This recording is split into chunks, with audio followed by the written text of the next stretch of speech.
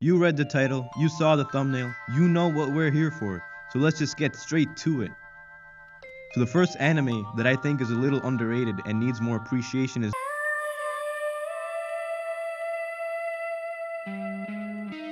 Trigun's a really interesting show. It's from the era where stuff like Cowboy Bebop and Samurai Champloo were really popular, so it's similar in style to them. And by that I mean it's mostly episodic, and the plot-centered episodes are scattered in between. So the plot of Trigun is pretty hard to explain without spoiling anything, but I'll try anyways, because that's what I do here.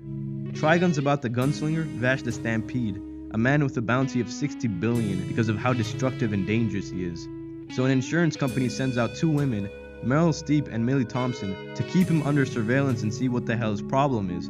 But they find out that he's actually a pretty chill guy. He's kind, he's goofy, and he's a pacifist.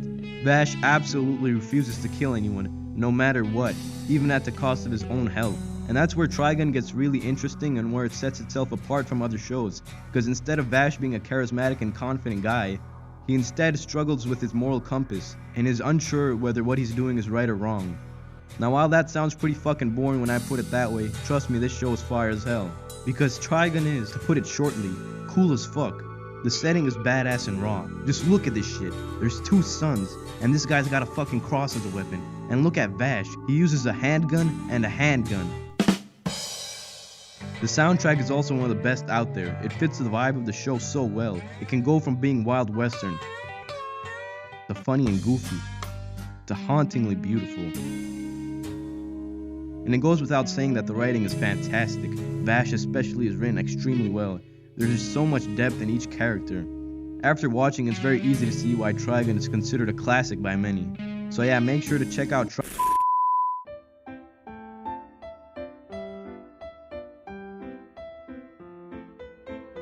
Most people would define art as something that evokes emotion out of you.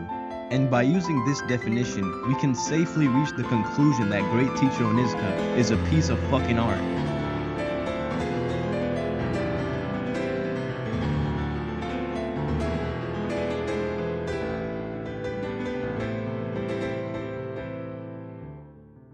Great Teacher Onizuka, or GTO for short, is a special ass show. It's just one of those that stick with you for the rest of your life because it's that good.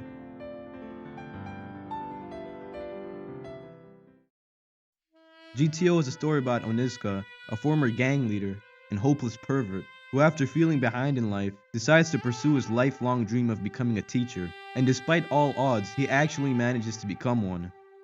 But the class he was given is a bit different. They hate teachers, and I mean hate teachers. They go to absurd lengths to try and make Onizuka quit, but Onizuka, being the man he is, refuses to back down.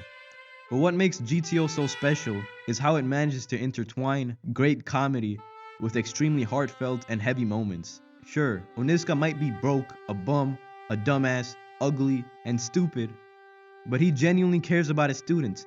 He helps them deal with personal issues like bullying, family problems, financial issues, and self-doubt. And that's why he's my GOAT.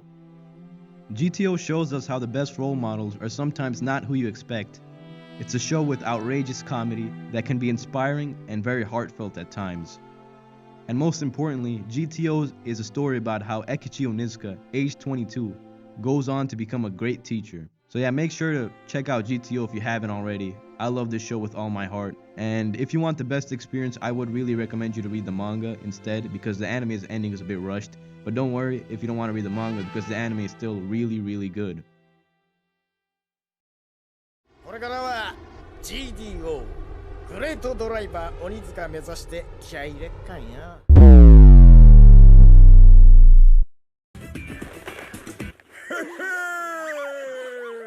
The next anime on my little list is Saiki.k, a comedy anime. It's just a pure, dumb fun comedy anime. Everything about this show is absurd and insane, but in a good way. There isn't really any plot, it's just straight comedy episode after comedy episode. So if that's not your kind of thing, I mean, don't watch it, but I would really recommend you to watch it because it's fucking funny as hell. It's about this guy called Saiki, who's a psychic, and he can literally do almost anything he wants. He was already walking and talking as a baby, he can read minds, he can do, well, basically anything. And the funny thing is that it's not like the world Saiki lives in is one where superpowers are a normal thing. No, it's just Saiki. He's literally the only guy that has superpowers, and for no reason. It's not even explained why he has them. But it gets funnier because Saiki is low-key a normal guy, but everybody else around him is batshit insane. Like this guy, for example, believes there's a shadow organization called the Dark Reunion, which rules everything about his life. And then this guy's dumb and ugly. He's so dumb that Saiki can't even read his mind. And then this guy's rich and really insecure. And this guy's like a sports anime protagonist. She's really narcissistic, and he wants to marry his sister. So yeah, a lot of crazy shit going on.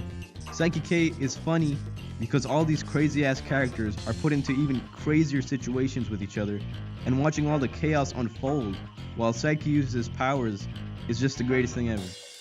Just watch Saiki-k, man.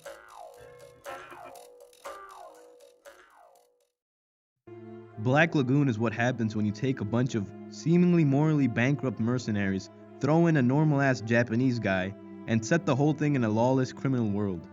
Rock was an average Japanese salaryman, underpaid, overworked, and depressed. Wait, that sounds like me. Until one day he gets kidnapped by a bunch of pirates who decide to hold him for ransom. But when they call his bosses to ask about the ransom, his bosses are like, fuck him, we don't even care about him. So Rock is like, well, fuck you. So he decides to just join the pirate crew.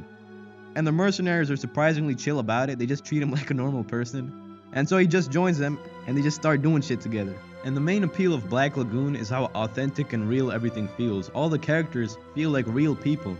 They act like actual human beings, which is pretty rare to see in anime. So when you mix that in with dope-ass action, more badass characters, and a chaotic setting, you get a banger-ass show. And if that hasn't convinced you yet, just remember that this show has Revy in it. So that's all you need to know. And the last anime I want to talk about, which I truly believe is a masterpiece, is Monster. I don't want to explain the plot too much for it because there's really no way to go about it without spoiling the whole show. So I'm going to try and keep it as concise as possible. It's about Dr. Tenma, a gifted neurosurgeon who, after saving the life of a young boy who turns into a serial killer, has abandoned his career and dedicated his life to trying to stop the serial killer. And while that's really vague, I kept it that way on purpose, obviously. I didn't want to spoil anything because half the fun is the mystery. What makes Monster so good is there's no supernatural horror bullshit. It just explores how evil a man can become. The story dives into questions of morality, identity, and what actually makes someone a monster. The storytelling is absolutely excellent. It weaves multiple plot lines into one, and it's so satisfying to see them all finally connect with each other at the end. Just go watch this shit, bro. I don't know what else to tell you. And yeah, that concludes the list and all the anime I wanted to recommend. I tried to keep the summaries and explanations as short as possible because I don't want to make a 30-minute video and edit that. I'm not doing that. And yeah, as I mentioned before, if you've got an anime of your own that you want to recommend to people, feel free to do so in the comments and I will make sure to check it out as well. And yeah, that's all. Make sure to like and subscribe if you enjoyed the video, and show some love in the comments because it means a lot to me. And that's all. See you next time.